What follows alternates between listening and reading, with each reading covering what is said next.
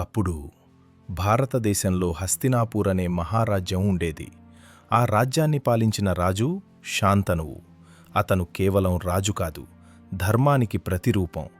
ప్రజలను తన పిల్లలలా చూసుకునే మహానుభావుడు. అతని పాలనలో అన్యాయం లేదు, భయం లేదు. ప్రజలు సుఖంగా జీవించారు. కాని విధి ఆ రాజు జీవితంలో ఒక సంఘటనను తీసుకొచ్చింది. ఆ సంఘటనతోనే మహాభారత కథ మొదలైంది. ఒకరోజు గంగానది తీరంలో వేటకు వెళ్లిన శాంతనువు ఒక అపూర్వమైన స్త్రీని చూశాడు. ఆమెను చూసిన క్షణంలోనే అతని జీవితం పూర్తిగా మారిపోయింది. ఆమె ఎవరు? ఆ కలయిక ఎందుకు మహాభారతానికి ఆరంభమైంది? గంగానదీ తీరంలో నిలబడ్డ శాంతనువు అక్కడ ఒక దివ్య స్త్రీని చూశాడు. ఆమె రూపం మానవికి చెందింది కాదు. ఆమె కళ్లలో ప్రశాంతత, ఆమె నడకలో దైవత్వం.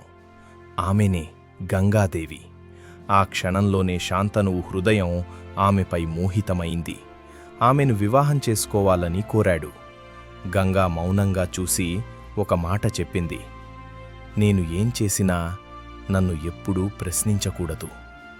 ప్రేమలో మునిగిపోయిన శాంతనువు ఆ షరతును అంగీకరించాడు.